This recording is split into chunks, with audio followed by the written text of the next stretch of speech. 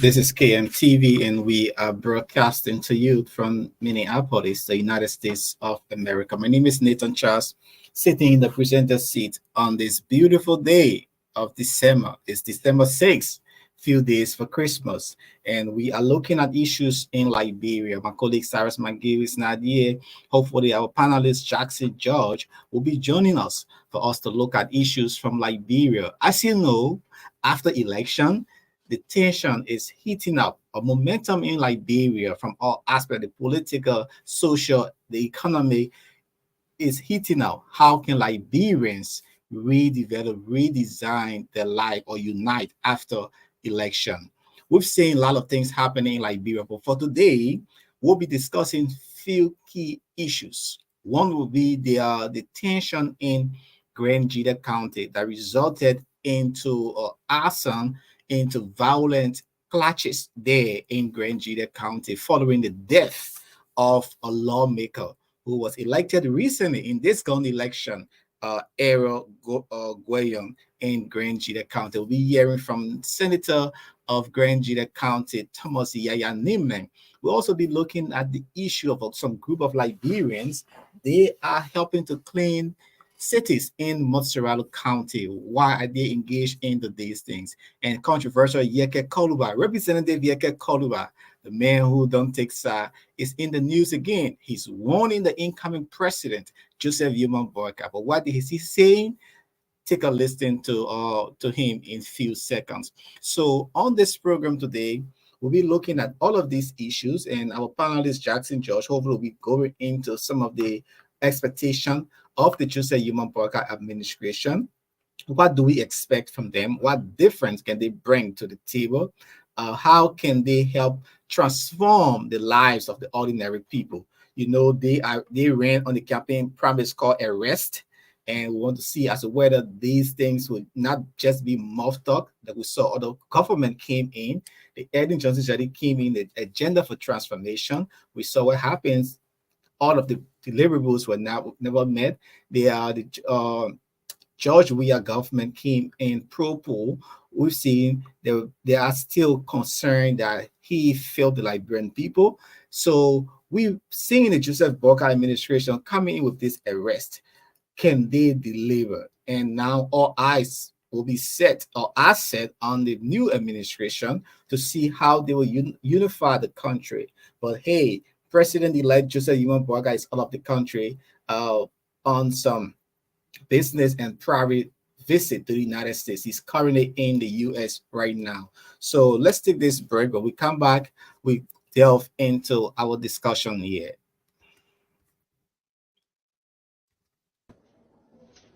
Politics don't see age.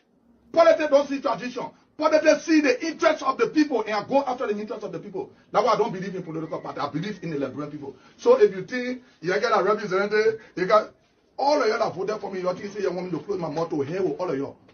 The process has just started. You voted for me because I've been consistent for 6 years. No lawmaker put a hand up in the history of this country. I've been consistent for 6 years. With all the trauma and the harassment I'm going through, I stay consistent. So the people believe in the name here. I'll take two more. Finish. Two more questions. Yeah, Honorable Kalaba. 18? No. Honorable Kalaba, my name is Afonso Kalama from People's News Online. You know, and just in case we are having to win this election, are you willing to work again? Are you willing to remain vocal in his administration? If he do the right thing, I will work with him. If he don't have me. Let me tell you what the problem in the country. The problem is lawmaker going to work on committee because committee get money when they eat, you will not talk. I challenge any other lawmaker to prove me wrong. The reason why you see colleagues do not talk is because they are on committee. Committee get money. They will eat the money. When you talk, your friend will expose you. I'm not on no committee. Actually, I've been on 9 committees. I resigned from all because I want to talk. I don't want to sit down on one committee go, people come for hearing, then they get a committee 50,000, they have the power of 50,000. How do I talk?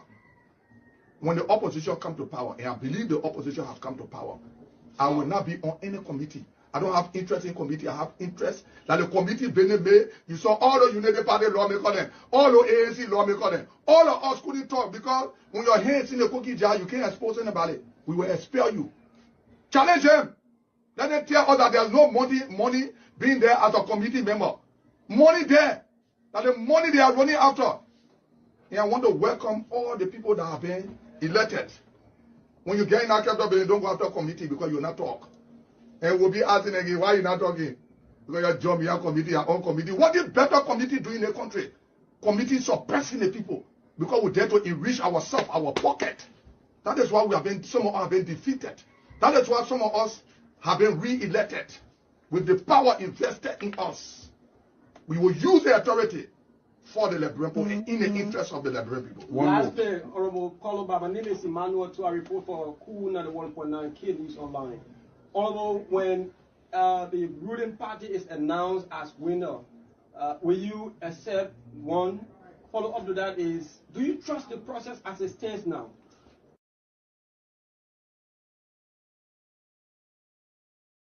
If the opposition in the first 100 days can start arresting and prosecuting the corruption, we're not going after individual. We're going after the system. If the system is corrupt and you link to the system, we will arrest you.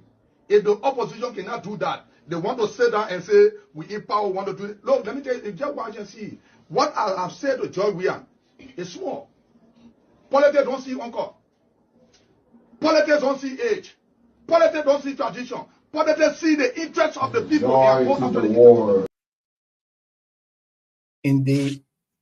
Indeed, Representative Yeke Koluba there, he's setting up that warning that, hey, politics do not see interest. It seek the interest of the Liberian people. It do not see my relationship with you. It do not see none of that. But however, how can the Liberian people benefit? How can we help transform their lives? So he's been speaking there to reporters on the issue of his stand when it comes to advocating for the Liberian people. Representative Yeke Koluba is no stranger to situation in Liberia. According to him, he has been one of the strongest lawmaker who has been advocating for the rights and championing the plights of the Liberian people. Let's bring you this sad development, and later we delve into this story. This lawmaker, he's from Grand Jide County. Ero Bueno, he's from Grand Jide County. He is dead. As a report, he is dead. He's from Grand Jide County, District 101 representative. He won his first election in 2021. That was a by-election that happens as a result of a vacancy there. So he won that election. On the October 10th, 2023 election, he also contested and he was opportune, again, given another mandate by his people. But he died, according to family sources. It has been confirmed that he died in India. He was ill following a long time of sickness. So he died, according to family sources, and it's all on social media. But interestingly, this lawmaker who died, he has been a very good man to his people.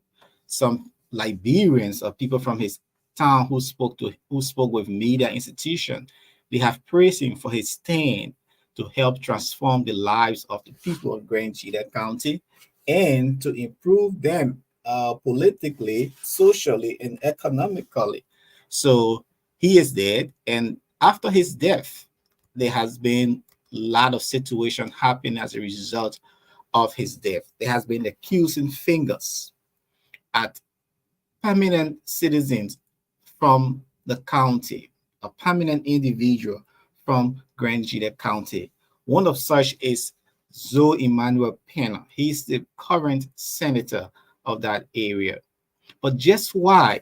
Let me delve into this story sent by our Grand Jide County law representative and our Grand Jide County correspondent. But this story has a lot of twist. Following the death of Error from Grand Jide County, it has sparked a big situation in the area. They have burned down homes. They have destroyed properties. One of such is the home of the current senator of that area. I'm trying to get that video. Let me see if this is the video. Well, And folks, okay, so So as you see, that's the home of Zoe Manuel Pena. Our reporter from Grand Judah was there, and he gave a vivid explanation what led to the destruction of Zoe Manuel Pena home. Let's take a listen to this brief description. Good afternoon to listener who following KMTV Liberia.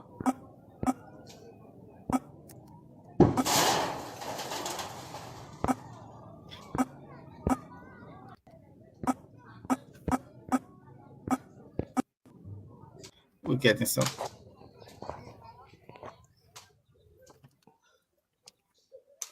So just drop your comments as you going to get the full views of this building.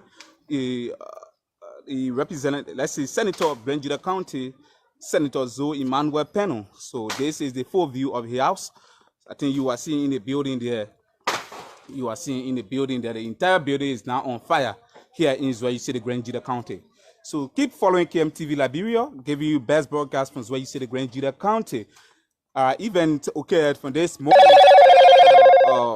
A new crowd begins to start the process this morning, which of course now I think by the powerful grace of God, honorable elect Senator of Grand Judah County, Tomo Yaya Nimla, is putting the tension under control, speaking to his people to see how best they stop the process, to stop the destruction of some development houses, developed houses in Zwayi City, Grand Judah County.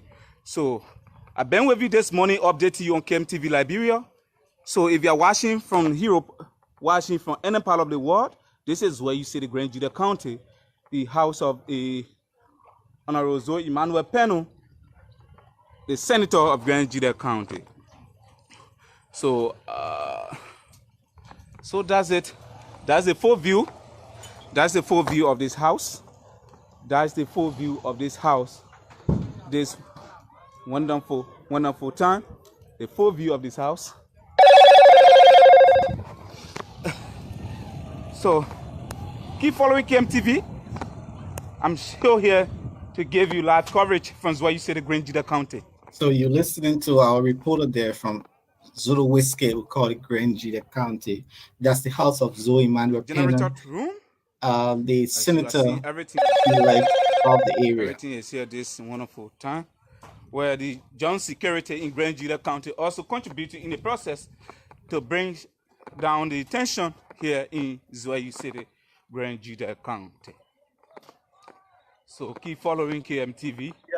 Keep following this wonderful broadcast. If you are watching from any part of the world, this is the sad news this morning that occurred here in Zwayi. So these are things that happened in Grand Judah County as a result of the death of that lawmaker there in District Number 1, Grand Judah County. That's the home of Zoe Manuel Pena. According to our reporter there, you see that angry people of that area burn and ransack the home. They are claiming that there was some foul play, but we will read the story briefly. Let's hear from some of them. Your observation, what you observe of the process this morning before the house get to fire?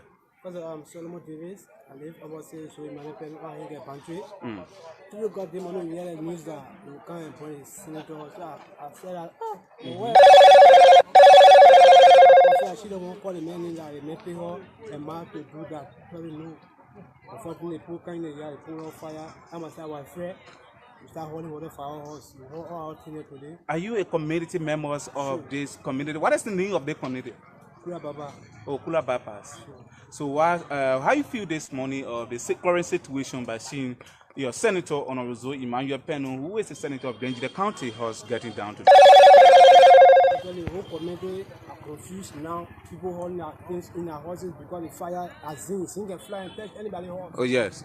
So now I can see all the head I have, when I send house on my lap, all the people holding their thing now, the whole house damaged. When I say damage, usually everybody house scatter, people holding their thing out. Okay. So now everybody feel bad about what happened today. Okay, so can you please locate me the house or the chairman of this community? Community chairman, now I show because of this, we're not going to work. We're working to the football, you'll be on our side. Okay, he right here, around here, right? Can you locate me a house? Let me go and get it a bit. Or That's the our place reporter long from there here? trying to get the views of ordinary people to Okay, give so thank the you for your actual contribution, happenings brother. there He's one in of the Grand Juda community County. members who lives around here. Also, the situation everyone got saw this morning here in Zweju, Grand Juda County. That's the home of Zoe Madapeno. As you're looking at it, you see the entire thing was put ablaze. But some people already we've seen that stakeholders from the county have intervened and they are calling for calm. The police currently conducting independent investigation and to apprehend some of these people. But let's read some highlights from this story sent in by our reporter. He said that prior to that, let me see if I can put that picture up here of one of the person who was accused. You know, in Africa, we believe that's what people believe in ritualistic killing. People believe in juju. In the Western world, we call it voodoo. In Africa, we call it witchcraft and other things. So they are claiming that even though this representative died, they are claiming that it was because of some individuals that allegedly killed this lawmaker through African style. Traditionally, that's what they believe. So it sparked tension and they were angry and stuff like that. So one of the person, another guy hanged himself. His name is Chinking Ben.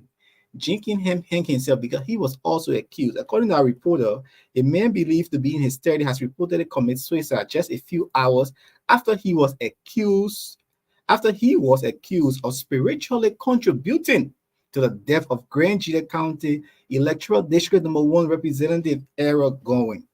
Representative Madison is reported to have died in India, which we said to you. But this guy, Jenkins Ben, according to some community dwellers, they were accusing him. So Jenkins went and hanged himself. The story continues that a grieved resident did not only point accusing fingers at Ben, who has reportedly committed suicide, but also the county senator Zoe Maria Pena of knowing something about Madison's death. During the protest, they set ablaze the house, as you saw, the house of the lawmaker. They set ablaze the house of this lawmaker, Zoe Maria Pena. And you know, Zoe Maria Pena is an influential lawmaker. It's no anything to sugarcoat. The people of Grand Juda County, they overwhelmingly elected him during that time. But some of them are accusing him of getting involved in the death of Madison. So that sparked tension there in that area. So let's see what the police are doing. Also, the senator of that area, because you know each county has two senators, Zoe Maripena and Thomas Yaya Namely, also spoke. So let's listen to Thomas Yaya Namely. He had an interview. That's the home of Zoe Maripena. Our panelist Jackson George is in the backstage. Let's bring him up front when we take the interview with Thomas Yaya Nimian. We'll come back to Mr. Josh to look at this issue of Liberians taking the law into their own hand, what it means for the Joseph Iman Boakai administration and the rule of law in Liberia. Should we take justice by ourselves? So welcome, Mr. Josh. Thank you. Okay, let's take the voice from Thomas Yaya Nimian. That's the home of Zoe Maria Pena, Senator of Grand Juda County. Let's listen to Thomas Yaya Nimian. He came to thank me along with his OPS, to thank me for the job well done. The streets are clear.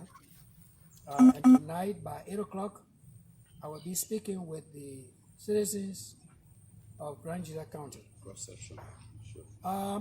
While we have been working on the youth and clearing the streets, as of last night, the Human Rights Commission sent a delegation, as well as some people, unknown persons called Zwadru from Monrovia, asking that the living body of this woman who had been accused of poisoning the late Madison Real, that this woman's body should be produced at this woman's living body should be produced at 12 midday today.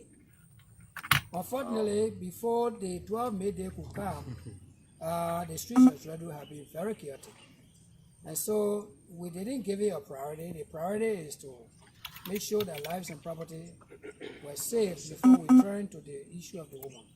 But as we now speak, this woman is on her way. That's the senator for that county. They Punabo, killed somebody. Somebody was where involved we in had killing the isolated her representative. to go It says somebody killed the representative. for her own protection. Because Poisoning the at the night representative that she died. was So held at the traditional council, they said the the person house youth had ablaze. surrounded the building with the No, say he intent to died in burn the India. building or go in there and get this woman out and kill her.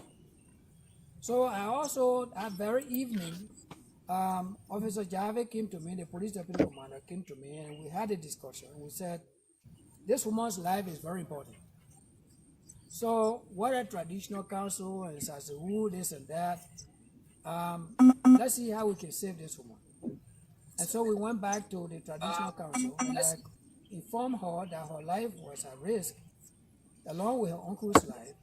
And so we were going to try to get her back into an isolated area, where in the meantime she will be spoken with to find out how involved she is with the death of Ira Madison. Since she had actually taken a Sasewu, she was guilty of taking a Sasewu. Her family carried her there. Her biological family from the father's side and the mother's side, they wanted to find out the truth because her name is Beatrice Guillaume, and the representative name is Ira Madison Guillaume. So we're talking about one family here. So the two family members from the father's side and the mother's side of these two people, they decided that we want to take our daughter to find out the truth. And that's how they took her to this place, and she was found guilty of being involved in this gentleman's death, in the representative's death. So the court decided to provide this woman protection and not the victim that has now died. So this woman is on her way to Zouadou. We are now in consultation with the police as well as the county inspector, Honorable Taridwe, letting them know that the woman is on her way to Zouadou. As far as we are concerned, Zouadou is not a safe place for her. But now that the court has ordered that they should produce her living body in Zouadou, her living body is coming to Zouadou. So we're telling the police, go on to Zouadou, go to Kunebo Road, and go meet this woman and take this woman and take her to the court. Produce her to the court, let the judge see her. But the problem here we are having here is that the government is giving us the impression that the tradition is different from government law. No country in the world can separate the tradition of the people and the laws of the government. The laws of the tradition are supposed to be incorporated into the Constitution because that's how it starts. The Constitution starts from a family, from the family to the community, from the community to the institution. So all these behaviors and rules and cultures are bounded and they are transformed into the Constitution to form one body. So to say that the government does not believe in tradition, they only believe in law, then where you come from if you don't come from tradition as a government?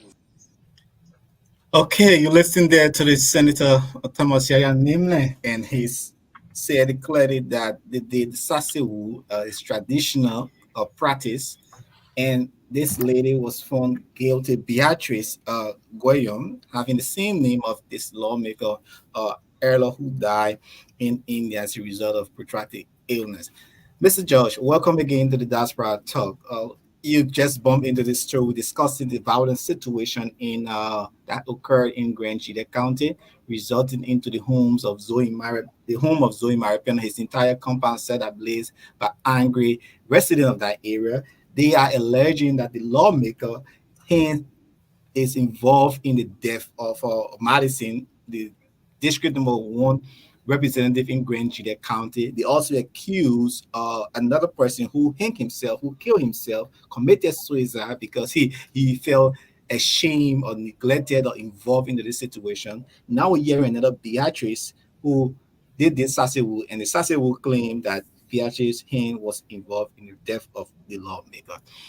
Welcome again. What do you make of traditional practices with the real legal system? And first of all, what's your own reaction to violent situation in Liberia? Nathan, I think this is unfortunate that the situation in Grand Jide is unfolding. Maybe much more information will be coming out. But I would say that's the lack of of governance, in a sense that these things, if we had law and order long time ago, some of these things would not be happening. When situation occur, we need to investigate and bring resolutions to some of these issues. My understanding is that uh, this situation has been going on for a long time. From the first time the senator ran, uh, the senator or representative, he was a senator, right? He just won his senatorial. Who you talking about? Ella, the Madison person who died. Yes, the person who Oh died. yeah, no, he contested for Zoe Maria's seat because Zoe Maria went for senator. He Yeah, won, so and that's his so second time. my understanding is that there were some issues before that were never resolved, and so you leave the citizenry with their own thinking as to what was happening. And so I know there were two sides, and this has been brewing for a long time. So again, accessibility to that to the southeastern region is difficult. The deployment of police and rapid response team to quell some of those violent events. It's difficult to get into that area. Liberia, we don't even have helicopters. The police department doesn't even have a helicopter to send a rapid force to Grangie there. So it's unfortunate, and I'm hoping that we as a people will begin to look at some of these things. The new government that is coming in need to protect all of its citizens and not just some of it. And so traditionally, I believe in our tradition. I'm not sure if the Sasewu thing is something that we need to relate to as it relate to our laws, but traditionally, I think that's something that the traditional people believe in. We can dispel that, but equally so, that's why we have the court system, and that's why we have the law enforcement system, so that they can investigate and come up with a finding. Until we start investigating these things and finding solution to our problem, we can't just put it under the rug and put it on the rug. People families are hurting, people properties are destroyed, and you can't just you somebody died in the process and we just put it under the rug just because it's not my family. We can't do that. We can't pick and choose who to investigate and who not to investigate. And I think that's some of the problems we've had in our country. Indeed, Mr. Josh is saying that yes, he believes in traditional, but how can we accept the result from a traditional execution to confirm? Because there have been a uh, lot of instances that traditional people too, they twist the process just to blame And, somebody, and it's not really genuine to exactly. accept. And that's why we're saying that I think we should work with a traditional system, but equally so, we have a constitution that provides for the Equal legal aspect justice. of work. Yeah. So we're not downplaying their stuff, but we're not going to take that as total investigation. They can come with their findings, we will take that, but then we come up with our own investigation and our own findings, and then go back to them and say, look, after our investigation, this is what we found, so that it balances out. But the situation in Grand Jita, to me, is unfortunate.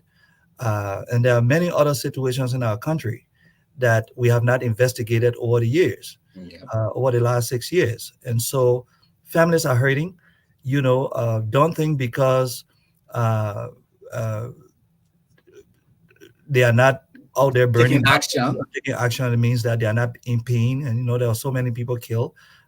Totally no findings have been brought forth. So we need a robust judiciary system. We need a robust police investigation system, so that people can have resolution to some of these things. And until we do that, our country has changed, and these things will continue to happen until we can find a lasting solutions to the problem. People will just not kill other people's families, and nothing have comes out of it anymore. But this is very concerning for citizens to take it upon themselves and set ablaze someone whom, I mean, despite him being a lawmaker, just accusing, though there is conflict, but is that a civilized practice? No, I think I Is the think government too also not proactive? I think community justice is sometimes, I mean, most of the time is wrong. That's why we have a government, and if we believe in a governance system, then we should go through the governance system. But when the people do not believe in the system, when the people don't think that when all of these things are happening, there's no investigation, then the people will react before the system acts. And that's why we should be responsible enough as a government to be able to provide protection for all of our citizens, but equally so, we should be robust in terms of dealing with some of these situations, or else the people will act. I think Liberia is getting to a point where I can tell you that people will resign their jobs. People, Liberia is never going to go back to the point where we just all afraid that, we all just going to be afraid and don't say nothing or don't do nothing. So if the system doesn't work, the people will make it work. The people will put pressure on it to work. This is a pressure, even though it's bad, but I think this is a lesson for us to learn. And an incoming government should look at this and be able to put in responsible people, have a police department or enforcement of the law that is independent of politicians so that they can do the work. And that's some of the things that have been affecting us as a people. Everybody is calling the police department. Senators, representatives have pressure on the police department.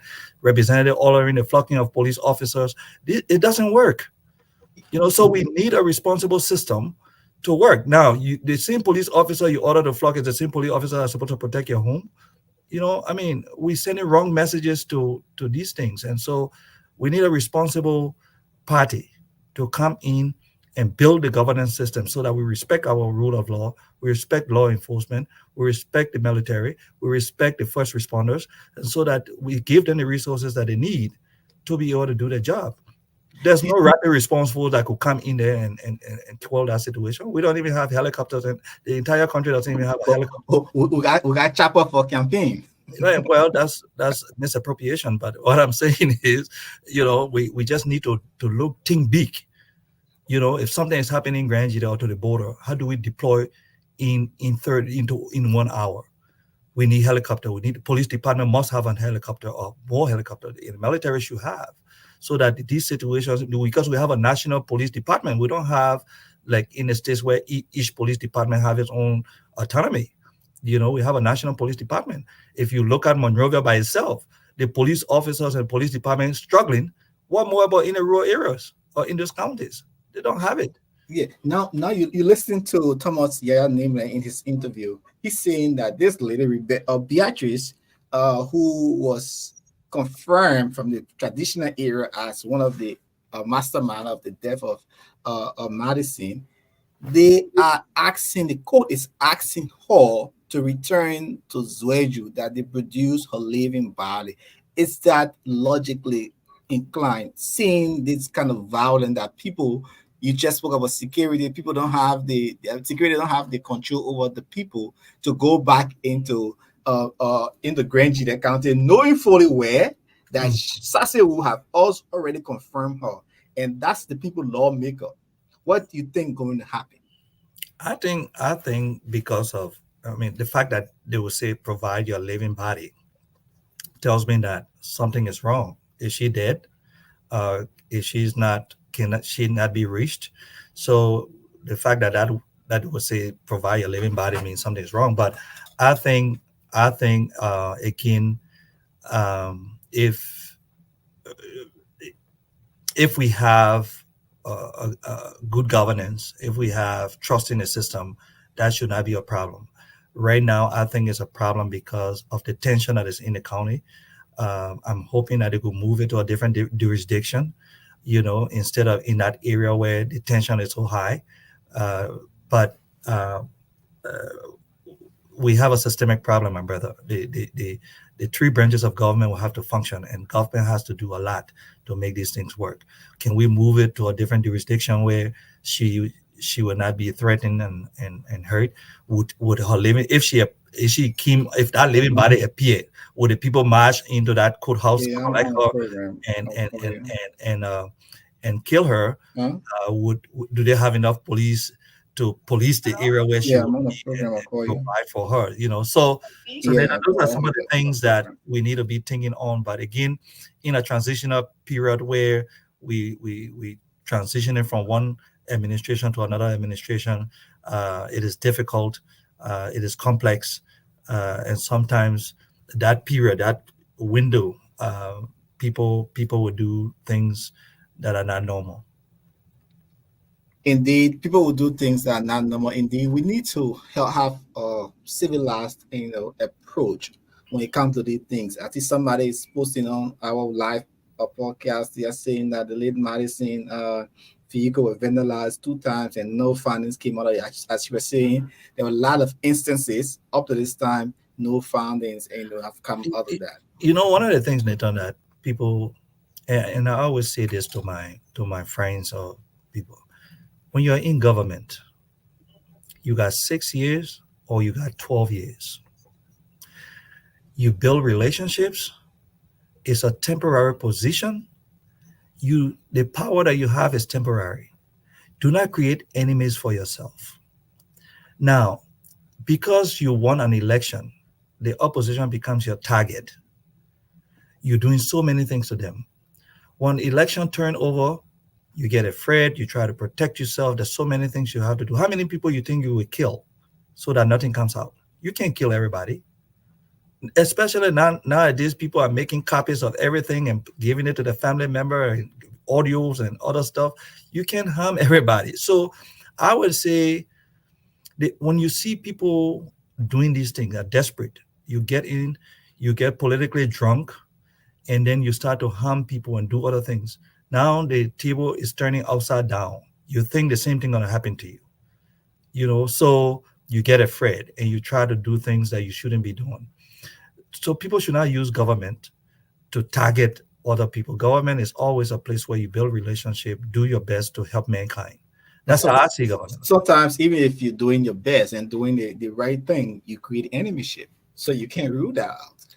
Yeah, I mean, if you're doing the right thing for the general good of the majority, yeah, I mean, people will still depends on where you are. People will still come after you, but you're doing good for the general good. But what I'm saying, that targeting individuals, like I was arrested in Monrovia. Nobody can tell you who ordered my arrest, and who ordered my arrest in a democracy. Why? You know, and It's on the chief. Who the chief? yeah, it's from It's on the the chief. chief who ordered, and you can't tell you who the chief is. Why did something that happened to me? Those are some of the things that I am saying. That now that, let's say, the person who ordered my arrest, tomorrow I become a minister of something, that person think I'm going to come after them. So they either hiding the name so that I don't know that now the government has changed. Now they start doing all kinds of different things, harming other people so that you don't come after them. It doesn't work that way. If you know you're doing the right thing, if I'm going to order the arrest of Nathan, I will put my name behind it because I know I'm doing the right thing. But if I'm doing it because I'm politically drunk and trying to get rid of you as my enemy, which you cannot just get rid of everybody. Well, I got kids. If you come after me, the only thing my kids need to find out who came after me, and they will come after you too. Will they just be after you and you after me and after you? So at some point we need to stop and build a country for all of us. But again, I can understand if the senator or representative or the senator car was damaged, nothing happened. I think I watched a video where he was in a studio, nothing happens. Consistently these things are happening. Nothing happens. Let me just let me Government is just put. changing. Government is changing. So they know they gotta figure out that, okay, if government change and he switch on the other side, he's gonna come after us. So let's do something to him. I mean, it's just rational thinking. I was reading from Fish Africa, like Zulu said. Let me just read this from Fish Africa. I'm quoting. This is interesting. It says this statement, a sentence says, circumstances surrounding the correlation for democratic change, CDC lawmaker's death, begin following his victory in 2022. I think what I want to say, whatever, 202. After one supporter reportedly wasted father on him doing a victory parade in Zweju, which reportedly developed into rashes on his neck. Fast forward, he got ill again in May 2023, which made him unable to campaign for himself prior to the October 10, 2023 election. So you just a few sentences from a story read by Front Page Africa. In 2002, somebody wasted dust on him, all righteous came. So people still perform ritual powers. And also we saw that he did not campaign, imagine, and he still won. Mhm. So it means it speaks a lot about him. Correct. You know, my Wow. brother, it's sad. That's why I'm saying we need to build our justice system. We need to work on it. We need to stop this pettiness.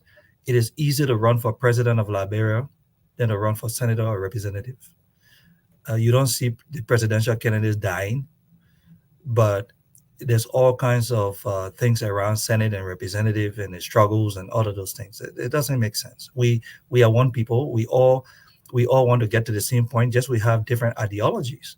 You know, the different political parties with different ideology to build this country, and we must be sincere with ourselves. But all these little things, uh, these angers and thing, it doesn't build a nation. It destroys our nation. So um, I think we need to grow as a people. We need to see things from. I don't know this individual. I don't know the circumstances surrounding his death. I'm not gonna. I think I feel bad that he's died. But we all need to start looking at what we can do as a people to build our democracy, so that it's not personal and we're not killing each other.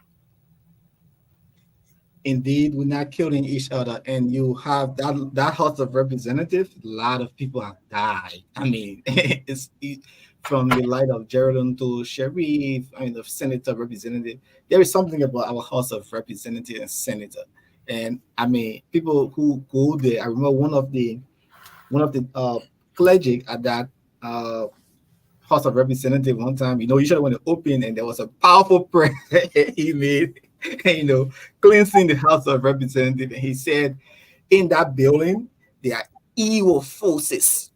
So they needed to conduct like a night of prayer. I'm like, hey, you don't Yeah, try to do fast and pray in that people house in the night because he said some of the he said evil demons.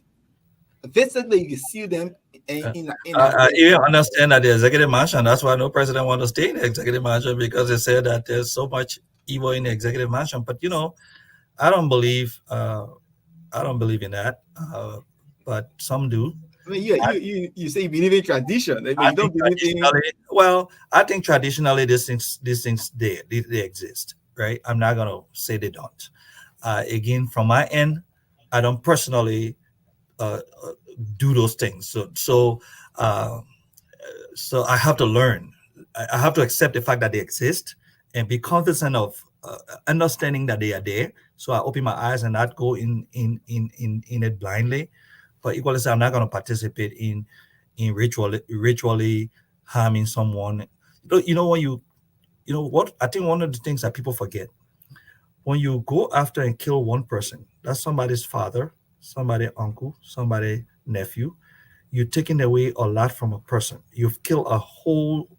Sometimes you're killing a whole generation, Yeah, and sometimes you just think about that one individual that you're going to harm. But do you really understand that that person is not going to come back to the family or their loved ones and other stuff?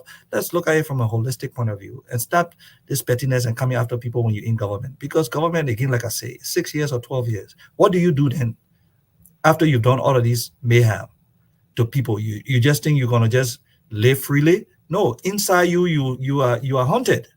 So now you beginning to you either run away from the country or you look over your shoulders all the time. So but, even if but somebody like say, Liberia, it don't happen in Liberia. Those who commit heinous crimes are the one we celebrate every day and give them big government jobs. correct, but I think we get in there. Uh, what happened in Liberia? Times are changing. Liberia will change.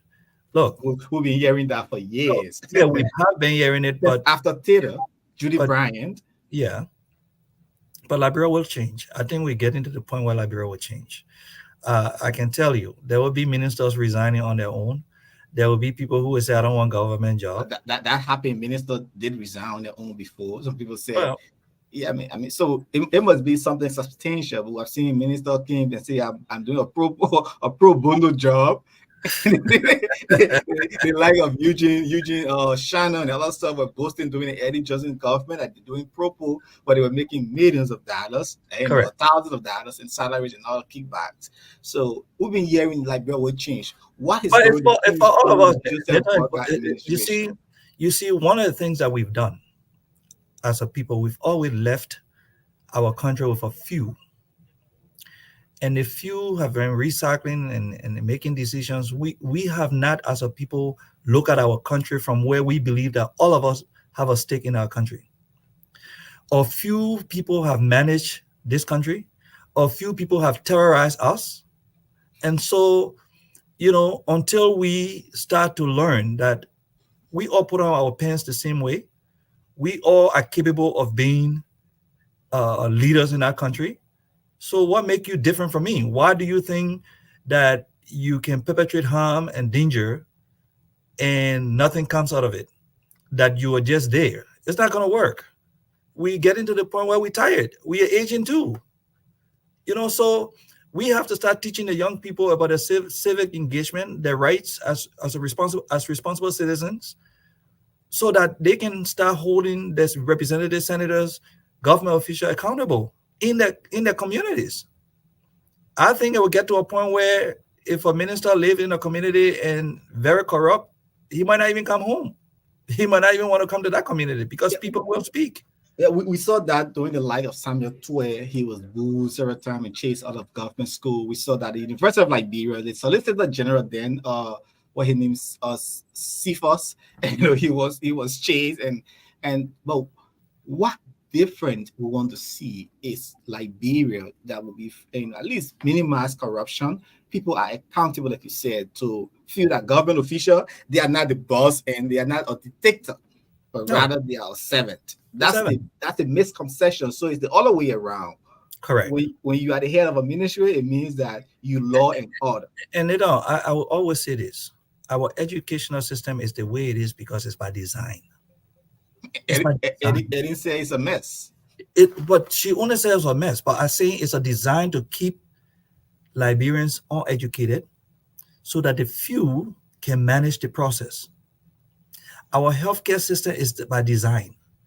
Look, 5 million people, Nathan.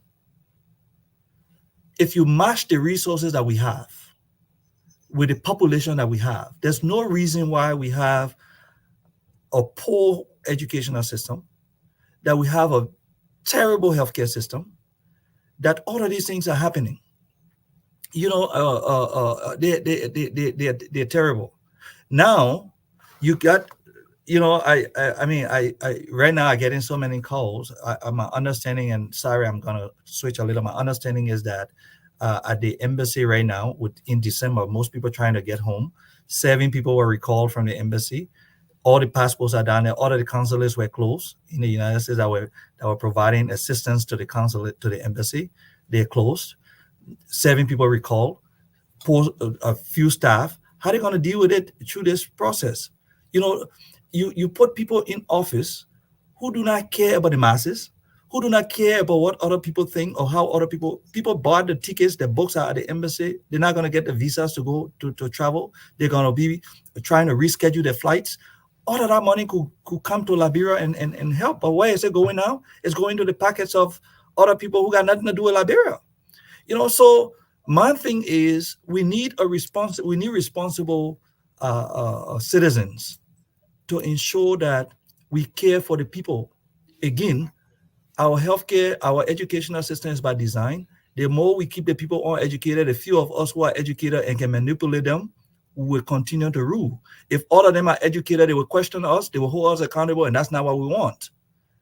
2, if they are not well, they can't do nothing to us. If they worry about their health care, they're all sick and they this and that, and we fine.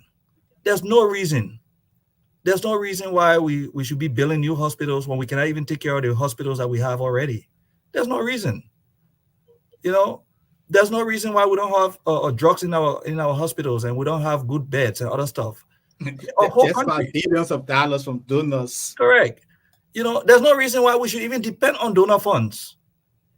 We just need to look at our contracts with these companies. Maybe Liberian need to invest in the, do we even own some of these, like Esala Metal? Do we own share into Esala Metal apart from the contract that they come and just dig our iron ore and carry it? Do we as Liberian, are they open for sharing? We need to change the way we do business. But equally so, government must care for its citizenry. And I don't see that happening in our system. We give cosmetic development programs, and the few people, because the masses are uneducated again, when we see few lights on the pole, we are happy that development is coming. And I would say the issue of roads, water, pipe on water, electricity, those are not development anymore. Those are not something we should be celebrating. Oh, we developing because we got roads. We should have roads in the 21st century. This has been a old age thing. I remember when I was in Liberia, I covered a story, and President Ellen Johnson Sirleaf was dedicating a pit like train, and happens to work for the national broadcaster. So I'm like, in this modern age, Liberian president is dedicating a pit like train in the heart of the nation. But first of all, if I were president of Liberia, the person who will call me and put that on my docket to go and dedicate, I will fire you. Seriously, and so I mean, like train, not like train or little a park or something. Those are not things that presidents should be working hard to ensure that the least among us are benefiting, that we have a better educational system. We have agriculture, the farmers are. We got farm to market road. The farmers are producing. We have the protection of our citizens. Our borders are controlled. Young Liberians are having jobs. Government should never be the largest employer, because you see, Nathan, the reason why our country looked at that, government continue to just hire and hire and hire. The country will not expand and develop if government is the largest employer. We need the private sector to be the larger employer, and government must be small but very effective and efficient. And government must decentralize its services. There's no reason why everybody need to come to Monrovia just to get the passport. We got 15 counties, then build divisions. Everybody come to the foreign ministry to get passport. Why? In this 21st century, why don't we automate our payment services? Why should money be coming in hands when we can automate our payment services and everything go into our national budget, our national account? Yeah, technology. The issue of corruption. To curb corruption. Why don't we automate our system? The reason why we're not doing these things is because people want to be corrupt. But Mr. Jackson, you work as a diplomat for Liberia under the George Weah government. So who are you responsible for not instituting or pushing for all of these things through? I work as an honorary counsel. Honorary counsels are not employed by government. We business owners who provide functions of government. So we're now on government payroll. We do not work directly. So it's almost like you don't get paid. No, you don't get paid. It's a partnership. But this is the deal. You put for these ideas. Take for instance, if you deny somebody a visa in Minnesota, that person could fly to Atlanta and pick up a visa. We don't have a system where you would be flagged that, damn, this person was denied. You don't have a system where you can tell at the end of the day how many visas were issued to Liberians or to travelers to Liberia. You don't have a system where you can say this month we issued 5,000 visas, 200 or tourist visa, and this and that. Those things are things in the 21st century we should have. The foreign minister should have on his deck, or he should be able to pull how many visas were issued. It's a national security issue. Immigration should know ahead of time when a visa is issued. When people come to Liberia, immigration should know ahead of time how many people come into Liberia, who all issue visa from what part of the world. All of these things are things that can be automated.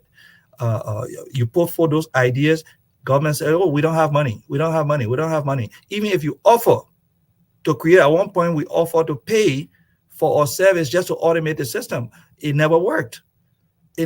So until you put the leadership in with vision that can see that if you automate these things and make it robust and effective and efficient, we're never going to move forward. And so it crippling our system.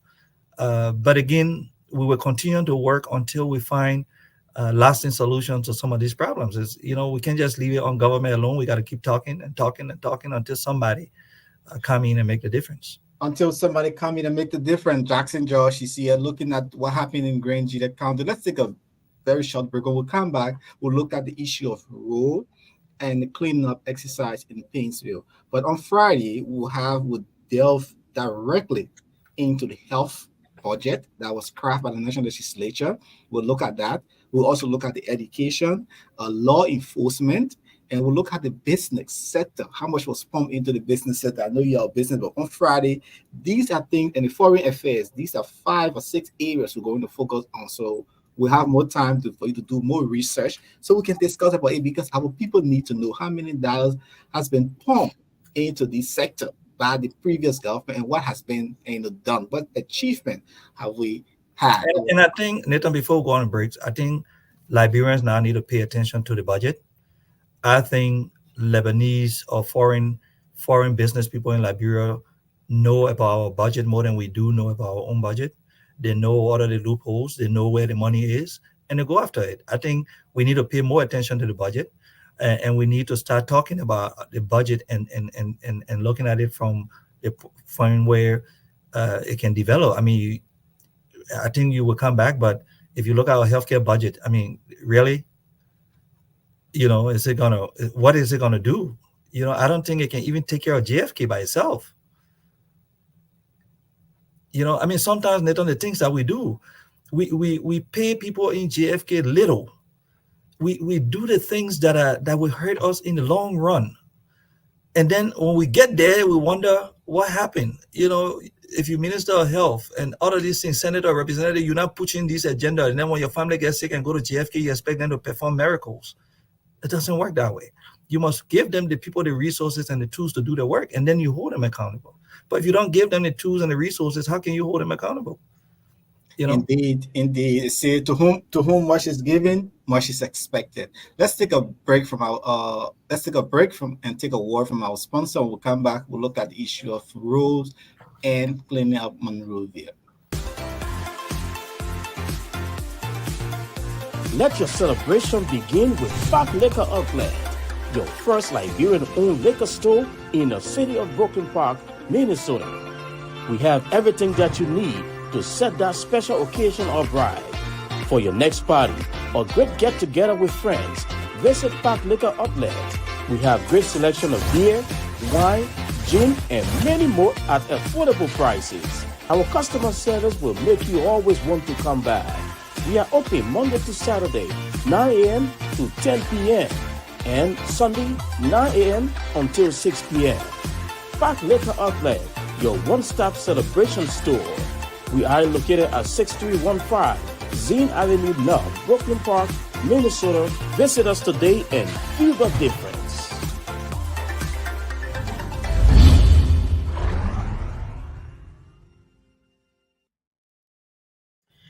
Park Liquor always a proud sponsor of Diaspora Talk show. My colleague Cyrus Magee is Nadia, our panelist Jackson George, looking at issues in Liberia. And don't forget, we are running our insurance agency. If you are in need of auto insurance, home, please contact, or business insurance, please contact the Nathan Charles Insurance Agency. We are here for you all. And don't forget, in January, it's tax season. We can help you, individual small businesses, to put together your tax filing papers. So if you want to benefit from your taxes, please contact us. And also, we also do airline ticketing. If you are traveling for the vacation to Monrovia or to any parts of the world, contact us on 816-433-979 for all of your business needs. And KMTV, we have custom-made t-shirts here for family who want to showcase themselves to their community and the world. You see the t-shirt is in my DNA, it's Liberia in your DNA. We also have a custom-made jersey. As you know, the National County Meet is coming up. If you need some jersey to represent your county, contact KMTV. We can customize that for your county and for all of that special event. So we like to say, continue to support our work. If you want to be a blessing to this station, please contact us. Our numbers are on the screen there. you can contact us. And those who will be going to celebrate Joseph Boyka, congratulations. KMTV will have a jersey, t-shirts here for sales. Please contact us for your t-shirt. Congratulations if you are in the US and you want just to showcase that you're unity parties and you support Joseph Human Boyka. This is the way to get one of these t-shirts. We'll have that in jersey as well. They are all for reasonable price. And don't forget, it's Christmas season for the family. Do not go on Amazon buying some Christmas outfit. KMTV, we have Christmas outfit for you. Please contact us. Our numbers are right there on the screen: 763-238-9904 or 816-433-979. KMTV, we are all into this just to help improve and to support our own Liberian people. So you don't waste your time searching for Christmas outfit. Just contact us. We'll be here. Let's take this video. You see, it's one of our senator in Grand Chile County because just a human burger said in 100 days, major roads, no car will be stuck on major roads. I want to play this video. Then we delve into the possibility of making our roads and environment more clean. So I'll play this first video of Senator Youngblin Kanka Lawrence vehicle on one of our roads in rural Liberia and also cleaning the filth in the city of Painesville by some Liberians ahead of Joseph Human Boyka inauguration. Let's take this first video.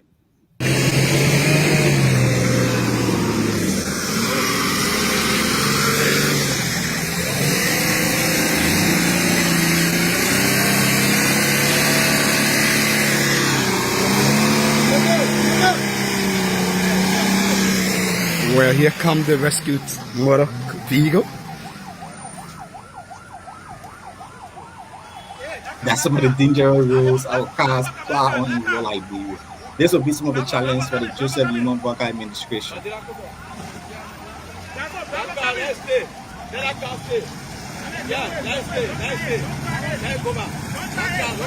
see the cars flying.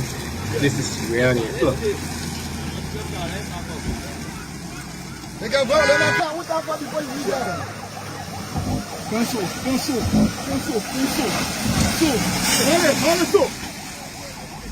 No. Mr. Josh, what do you make of this? It's unfortunate. Some of those cars are not meant for those kind of roads anyway. But I think I like to see common sense approach to some of our roads problem. These roads are not. They just didn't come up 2 years ago, 5 years ago, 6 years ago, 20 years ago. These roads are been there. And every year during the rainy season, we have the same areas that are bad.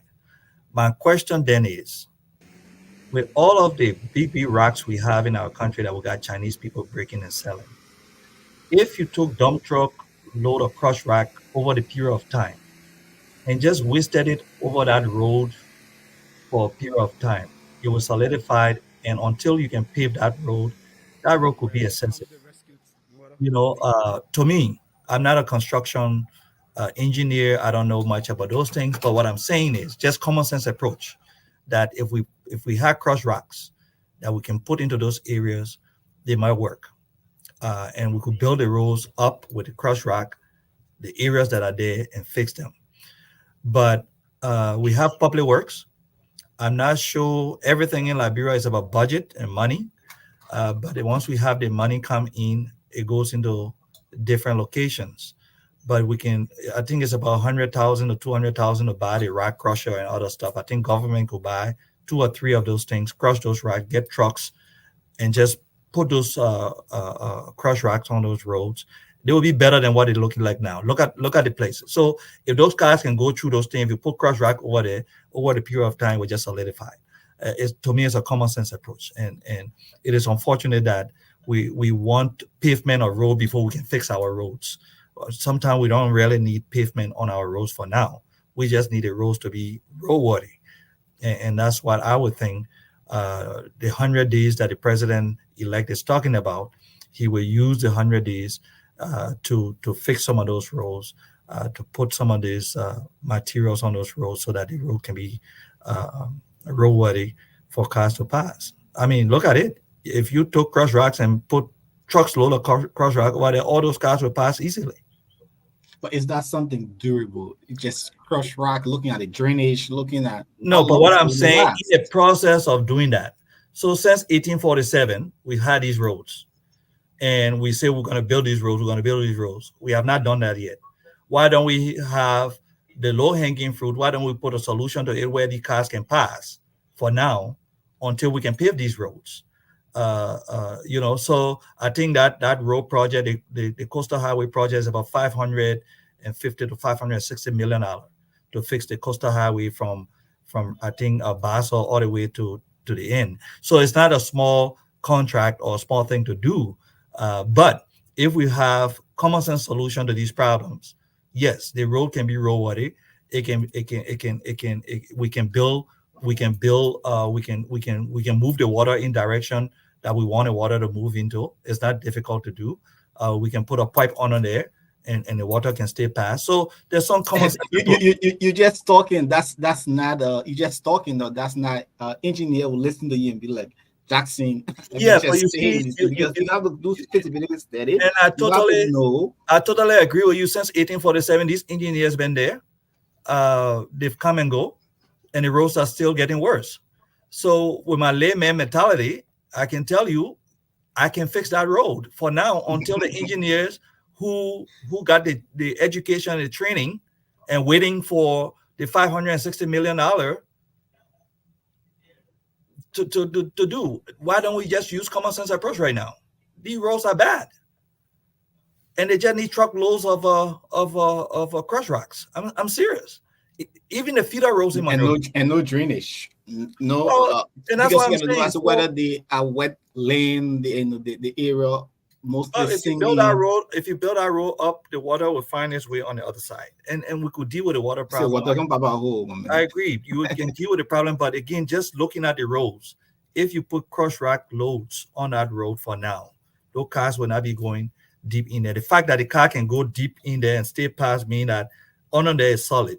So if you put racks in, it gets solid, and the cars can pass. Most of our feeder roads in Monrovia, sometimes we don't need cement or pavement. We can just fix those roads for now. So you don't see that as a failure for the Joseph Yvonne Burkhardt administration in 100 days to do to make all major roads pliable? No, I think it's doable. You just need serious people, people who want to make it work. It's doable. I've been coming to that country for the last 5 years and saying we just need a common sense approach to some of our problems.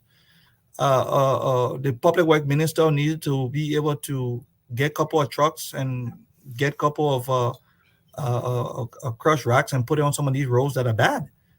At least do something. People would put planks and other things in the road for some cars to pass. Why would they do that? If we can put crush racks, so if they can put planks and put things under the tire, why we can't just put crush racks on the road for cars to pass? You will see people go and get some racks and put it just so the car can get traction to go. So I think getting all of our roads drivable, I think is doable in 100 days. I mean, we got racks. It's not like we got to go to Guinea and get crush racks. You find the Buchanan Highway, you see. When you said in current to Aricos and other countries, So, but again, if you have people in government who do not understand, Nathan, I'll tell you this: few Liberians can build from ground up. Many Liberians are institutionalized. They work in institution, and then if they're in that institution and they're waiting for command from top, and the command is not coming, some of them don't even know what to do. They're in the position, they don't know what to do. Be innovative with the little resources that we have. You're going to wait. Since 1847, we've been waiting for this $500 and $600 million to build these roads. So why don't we fix it for now so that people continue to plow? When we were kids, all of the different counties had county development programs. And they had yellow machines in these counties. I remember we had yellow machine in Buchanan, and during the dry season, they would fix the road. These roads were drivable when we were little. I mean, we saw that, but the thing is, like you said, the management, and sometimes people disagree. they personalized this project, like the county development fund. And it was being ministered at that time prior before, but they had the senators and lawmakers. Later, it went down to the committee So, set up by the so different counties. we come back to our educational system is like that by design. If the people of Grand Bassa County, if the people of Nima County, if the people of Bon County looking at Acela Metal, the people in Firestone begin to understand that, okay, we have a development fund. What happened to it? Our senators and representatives are playing with our development fund. We will hold them accountable. Some other people will never even come home to the county. When these people start getting educated, everywhere they go, they will be asked questions. So it is by design. So you would think that people would come and say, okay, let's help develop our educational system. When they sit in that chair and figure out, no, if we develop the educational system, it will work against us. So why would we put money into the educational system? If it were going to work against us. So in time immemorial, it's been by design. And so it comes back to our educational system. Let our people be educated enough to understand that the money that is coming for this county need to be here and used here. And if the year ends, tell us how you use our money. That is why I think superintendents should be elected and not appointed. Superintendents should not be appointed. Superintendents should be elected by the people so that the people can hold them accountable. But you just take one superintendent and bring him who never lived in the county, who doesn't care about the county because he is appointed, comes into the county and do basically nothing because that superintendent does not even have a house in the county. What good is it? And so, everything boils down to the system again, our educational system. Okay, so Jackson is saying that it's possible with his limited knowledge. He thinks that 100 days, major rules, it's possible to be major rules can be done. I can laugh. I can laugh, and even though we want people to move, I can tell you the truth. If you tell Mary Bro, in 100 days we want all the roads in Maria drivable, I think Mary Bro will do it. I'm sorry to say it. It makes me feel bad that we just recycling Mary Bro into different areas. But I can guarantee you, if you tell Mary Bro, in 100 days, I want all the roads, cars should pass on all the roads. I mean, like regular cars. She will execute that. Yeah, I mean, like you said, we just need an institutional leader. Like Otave is saying, our people are ignorant, not by choice, but by our leaders. By design. It's by design.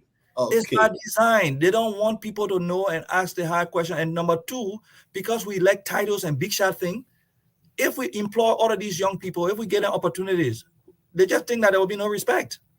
Look, I want to be a minister where all these people can come into the same bar and restaurant and we all eat and enjoy ourselves. But you come to Liberia, when they say you minister, it's just like you separate yourself from the rest of the country because you become a minister. You don't even associate with the people in your community like you used to. And these are things that we need to change our behavior. We need to change our mindset. If you government official, you're just serving of the people. Let's look at the cleaning up of Painesville City. The city has been filthy. And since the cleaning up exercise launched by Ambassador Joseph Yimon Parker, we're seeing people in other parts of Monrovia, cleaning up the area. What do you have to say in terms of cleaning our city, the huge pile of garbage in the city of Painesville in Montserrat? I don't know if it's just only Painesville, and I've always said, if you live Painesville, so I can say Painesville. If you went to a village in Liberia, in the morning the people get up, they sweep the road going to the water to where they draw the water from is clean. They all got a place where they throw their trash. In the village, how come in the city, our city look like that? Did they need Joseph Boyka elect to say let's clean the city for the city to be clean? No. This is why I say we need responsible leadership to be able to know what it's supposed to do. Everybody wait for resources to come to them. But if you start to do, then resources will come. So the massive cleanup campaign that is in Liberia, couldn't that been done? Every month, we have a massive cleanup campaign. I've always said, if you're president of this country and you're driving and you stop your car and take a broom and start sweeping, the entire country will sweep. The entire country will sweep. Just get in your car, stop and say the city is dirty, you're giving me a broom. And as president, you start to sweep. Everybody will start sweeping and cleaning up. you what lead by you gotta show people want to see the leaders acting and doing. And so I like the cleanup campaign. I think that's something that should be done every month, massive cleanup campaign. But again, government will have to provide the infrastructure, so and create the landfills and have these trucks and other stuff, so that when these people take this trash and put them there, those government vehicle equipment can come remove them and take them to the landfills. And in the landfills, we need to separate our garbage as well. There's a lot of plastic all over Liberia. I mean, we can recycle some of those plastic, create jobs for a lot of young people, and turn those plastic into products that we can reuse. So there's a lot of So, folks, welcome back. Let's continue with me, Sylvester Chudople. Ambassador Joseph Boakai, the president-elect of Liberia, will now interact with those cleaners who have been cleaning the city of Pinsville ahead of. So that was just a video there from a local entity that the cleanup exercise was speaking. Sorry for the interruption. Also, Yeah, but so- once you input the video, just jump why on. I wasn't did not this, keep that why properly. wasn't this done in So, what do you make of this exercise launched by Ambassador Joseph? That's what I'm Continue saying. again, I mean, what I'm saying is, why wasn't this done over the years? I mean, I know there was a cleanup campaign that started, but Mr. sometimes, Josh. yeah. You can hear me? Are you hearing me, Mr. Josh? Yes, Hello? yeah, I can hear you. Yeah, go ahead. So again, I'm saying this is something that should be done. I think this should continue in our country until we can get it clean. But again, when the people move all these trash from around, they need to put it somewhere, and that is why government need to do that. I don't think government should be in the business of collecting trash. I think the cities should outsource the collection of garbage and trash to the private sector, and the private sector could be more effective and efficient, and the government could provide oversight to ensure that this is done. Cleaning Liberia is important. Mr. Josh is saying that we all need to get hand on deck, and indeed, leaders must be responsible. They must take the lead to help clean our country. As you were saying that about in the villages, I remember when I was in my hometown in Roseville, there was a creek we used to draw water from, and they would tell the little children, it just brought back memory. On the side, nobody should end up going and defecate there. You can say kupuna. Nobody should go and the whole side. Nobody should do it because that's where the water run down into the creek. So Correct. it was like everybody knew you can't go on that side. Go on outside. In fact, you take out your slippers before you go into the water to draw water. And You know, so spray the irony and in do our that. country, Nathan, is that we say the people are illiterate, but how can the illiterate people be more civilized than the people who consider themselves civilized? You know, and so we need to look at the village mentality, which again is a good mentality. It takes a village to grow a child, and now we don't have a village in anymore. We don't protect ourselves. We're no longer our brother's keeper, and so those are things that we need to work on as a people. But again, the cleaning up campaign, I think, is necessary. There will be a lot of dignitaries coming to our country for this inauguration, and so we need to see a clean city. But I think we need to see a clean city every day in our lives, and not just when Jesus is coming and we prepare ourselves because Jesus is coming to visit us. I know there was a time in Liberia where they had the mirror broad Saturday, every first Saturday, every community, no market, 10 o'clock. You are there not to go into the market. You are there not to go, and you have to clean your community. So like you're saying, we need people who will take that responsibility, not just be an R7. Oh, the president, is not coming to my community, I care. Because Mary Broad Saturday, I know very well, you cannot open your market. She will go into the market. If you open, you're going to be shut down. And she even instituted that, hey, you have to participate and keep the place clean. Not just because it's 10 o'clock market open, but you have to clean. You have to be there to clean. And I think one of the things that hurt us too, we need to work 8 hours a day. In Liberia, people not work 24. No, people work from 10 to 2. If you want something done in Liberia, it's from 10 o'clock to 2 o'clock. When the president moves, all the ministers, most of them running behind the president, what time you have to do your work? The minister leave the office, he carry the stamp, he the only person who can sign. This, it slows down the system. Our banking institution close at 2 o'clock. So I mean, Jesus Christ, can we just sit down, recalibrate, and start all over? you know uh would the minister come downstairs to see the cleaner? Does he even know the guy who cleaning the offices? Does he know him by name? Have you even asked question who your family is? Can we just do our work? The ministers go to Liberia, they close their doors. You can't see them. It's so difficult. The deputy minister, you can't see. I mean, it's just like we put you in office again, and it's if you were working and we can't see you, maybe it makes sense. But nothing is happening. And yet we can't see you, and you guys are just busy, busy, busy with meetings, meetings, meetings, meetings. And so we need a small and effective government.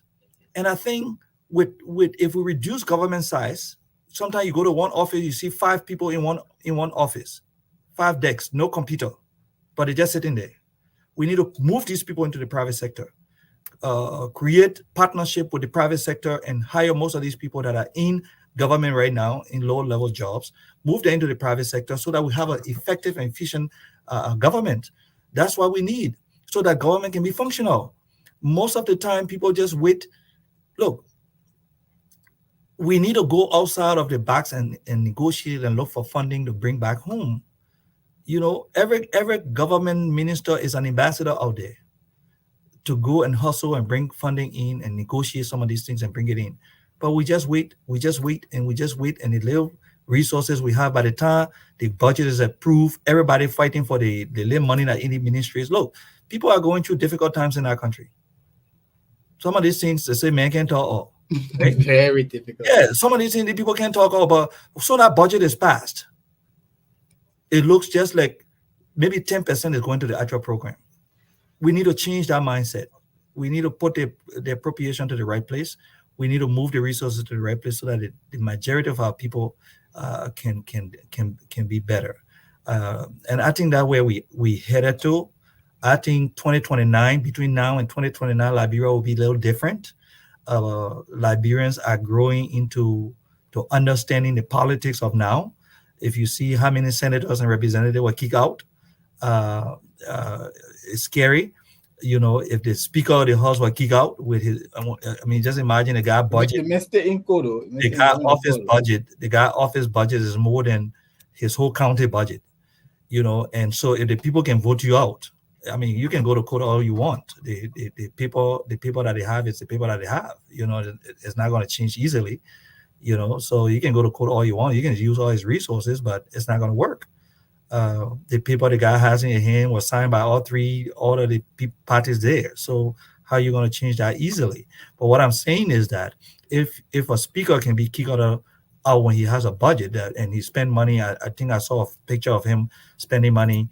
Physical cash. So the people are no longer, they will take your money and eat it and vote the way they want to vote. People want change. Well, thanks so much, Mr. George. We'll be back here on Friday looking at the budget of the health ministry, education, law enforcement, business, and and I think we need to dive into it, look at it, and start to educate our communities, and talk about how much money we're putting into the budget, where these monies are going. How much a hospital? Can you imagine a hospital receiving $200,000 or $500,000? It's just enough for salaries. It can't even do anything.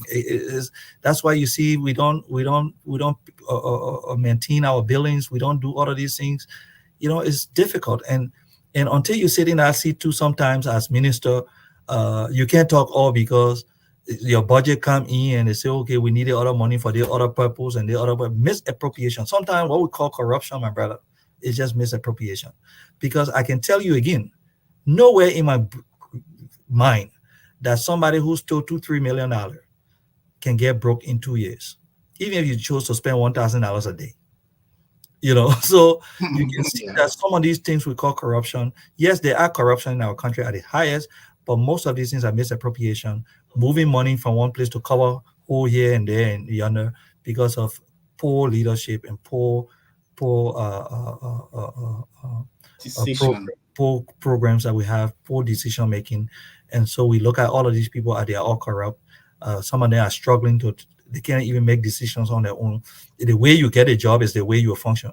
You know, you got a job, somebody gave you the job, but you can't talk. You got to call a man before you make a decision. But you're sitting in a seat. Then you got to pick up your phone while you're in meeting and call for approval before you tell your staff. I mean, look, it's compound complex. But again, I think we're gonna get there. When you have responsible people in jobs, I would tell you, say, I will resign if you don't do what it is. Then you know that Liberia is getting to the point. I will resign easily uh, uh, before I get dictation from someone telling me I should miss appropriate funding. It's not gonna work.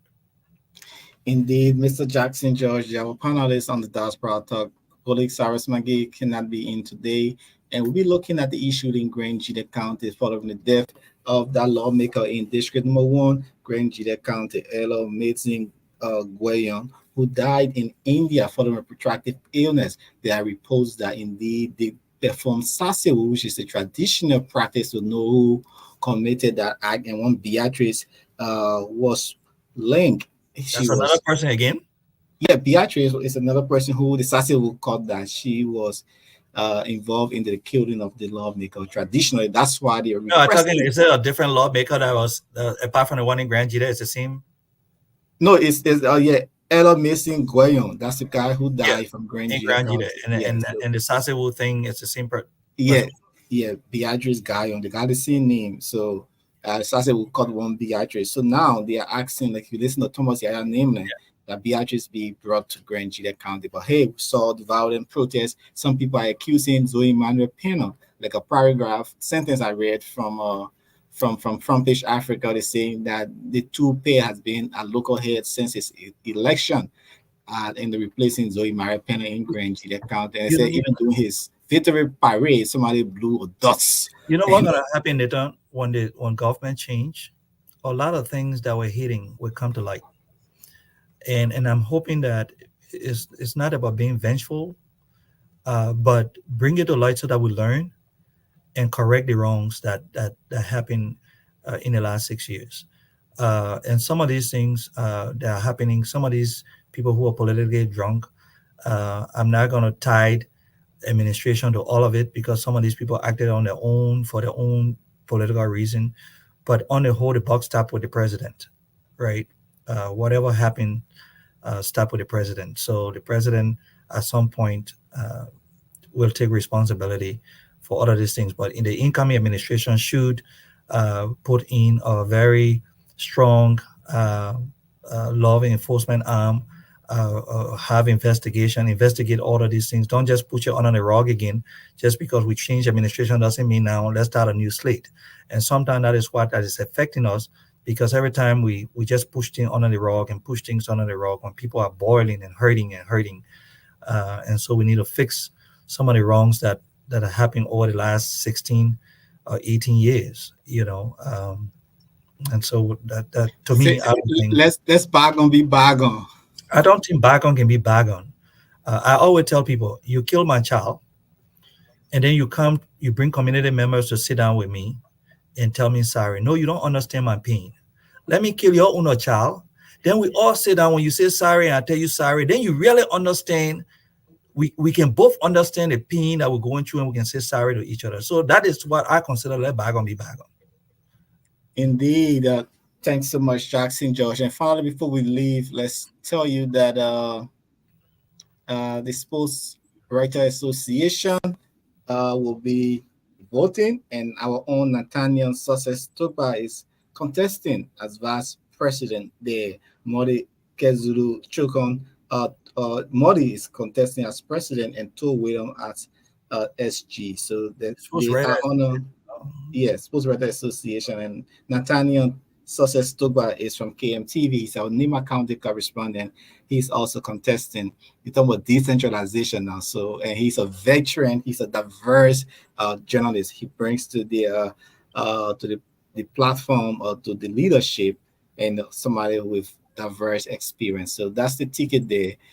It is the ticket under the banner, the leadership you can trust. So indeed, the Sports Writer Association is in the news again. This time around, they need a new leadership.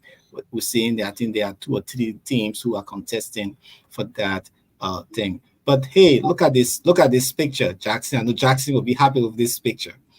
First Why? and secondly, Well, I think it's a beautiful picture. The fact that the both of them uh, took a picture.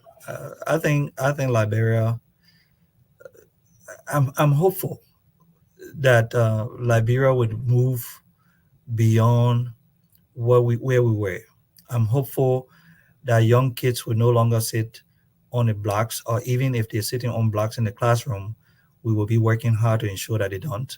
I'm hopeful that we'll start instituting some things for the old folks so that when we get old, we can have facilities to protect us. I'm hopeful that young girls will not be raped anymore with impunity and people will just walk away free. I'm hopeful that young men and women will have the opportunities to have better jobs so that they can care for their own families. I'm hopeful that we'll have more housing for many I Liberian mean, youth. we've been hopeful for almost 6 years. Well, You come we are well, hopeful again. well, the We tired issue, being hopeful, Mr. yeah, but George. the issue is we have to try finding the right leadership. We'll continue until we find the right leadership. And once we find the Okay. right leadership, you will see the difference. And I think, and I'm hopeful that this leadership that is coming in will do some work. It's a continuity. I think this past government did some things right and some things wrong. What they did right, this government can build on it, and what they did wrong will be some things that this government will have to fix and then move forward and pass the baton on to the next 2029. Let's just show you this picture of Miss Caroline Aman. She is the winner of 50K from the first agro business pitch competition sponsored by the UC, United States Agency for International Development, international organized by ATI and organized by Trap, Smart, and Yono Liberia. So Caroline Ama, she won that competition. I think she's in the Liba chat room. I see her with a cordial food, a cloth food, Yeah. and she's a young a Liberian girl. And guess what? I taught her way back down the line doing study class from the SKD Boulevard, and I was very much proud that yes, she can can come up to start producing Liberian owned food. Liberian young entrepreneur can come up and win a $50,000 support her And, first. and Nathan, I mean, we're proud of her. One of the things that we need a government that is business friendly, that create opportunities for young Liberians. Uh, Liberians are smart. We're innovative. We just need opportunities, and that's where we're not talking about opportunities where cronies will take the money and create false companies and other stuff. They're already, we need real people to help this country. And if you see someone like this, why don't we invest into her? Yeah. Why do we look for something new when we already have a person like this? Let's build business incubator, but let's build business accelerators. And that's something that a friendly government look at business. If this country must develop, the private sector must do well. And the private sector doing well is not just foreign investment, it's investing into ourselves. When Liberians do well, the country will do well. Indeed, Caroline Amande winning of $50,000 from the first Acro Business Pitch competition, and that was sponsored by UC, which is the U.S. Agency for International Development, ATI, and organized by Trap, Smart, and Yono Liberia. So she said the joining it was a 6 months ended last night, and she won that competition. So Caroline Ama, Congratulations, young Caroline. yeah, a young business practitioner there, engaged in developing our food. I think she's engaged into, I don't want to call it name, but I saw her flyers and Yeah, on pitching our food from her website, and I'm amazed that indeed this kind of person can promote our traditional food and package it in such a way to ship it throughout the world. That's something we must come in. I know that's the heart of Jackson George. We will discuss about about the business climate too on Friday. So on Friday, we're talking about the health, education, business, and foreign service, as well as lawmakers. So thanks so much. Let's see if you can play some instrument. Listen to this. Who are you, baby? Oh yeah. Who are you, baby? Come on, yeah. Hey. We already did that. Really? I can play the drum and you can play the organ. Well, I get that some human he tried to bring to the political arena. But Yeah. again, Nathan, I want to say thank you. I think these issues that we're discussing are a serious issue. We need to. I am heavily hopeful that our educational system will improve, and our citizenry will begin to understand in depth the resources that we have. How are they being mined and expensed, and so that we all can share our resources and benefit from this country that we all love. Thanks so much. Let's see you on Friday on the Diaspora Talk. My colleague Cyrus McGill is the lead presenter of this show. My name is Nathan Charles. Jackson George is our panelist, and we say thanks to all of our sponsors, the Park Liquor Outlet, for supporting the Diaspora Talk, the Nathan Charles Insurance Agency, and we say thanks for the Brooklyn Chiropractics for always supporting our initiative. And I saw a couple of comments for those of you who want the jersey and the t-shirts that we are printing on KMTV. The numbers are just scrolling on the screen. You see 816-433-979, 612-806-5898. And we have these custom made. For those of you who want the Joseph Walker t-shirt, congratulations t-shirts, we have that in jersey as well as t-shirts. So you can call us and get a copy. Get yourself one. We also have some face cap, and it's right now in the studio. So the prices are reasonable. If you are going to Liberia, you want to take some from America, everything coming from the US is good. I know Jackson is just looking at it. For the Unity Party people, we have them well designed. And for the Christmas season, contact us. We have all of these things for your family as well. We are here to serve you better. Thanks so much, and have yourself a wonderful time as we take a final word from our sponsor. Have yourself a great day. Let your celebration begin with Park Liquor Outlet, your first Liberian-owned liquor store in the city of Brooklyn Park, Minnesota. We have everything that you need to set that special occasion or bride. For your next party or great get-together with friends, visit Park Liquor Outlet. We have great selection of beer, wine, gin, and many more at affordable prices. Our customer service will make you always want to come back. We are open Monday to Saturday, 9 a.m. to 10 p.m. and Sunday, 9 a.m. until 6 p.m. Park Liquor Outlet, your one-stop celebration store. We are located at 6315 Zine Avenue North, Brooklyn Park, Minnesota. Visit us today and feel the difference.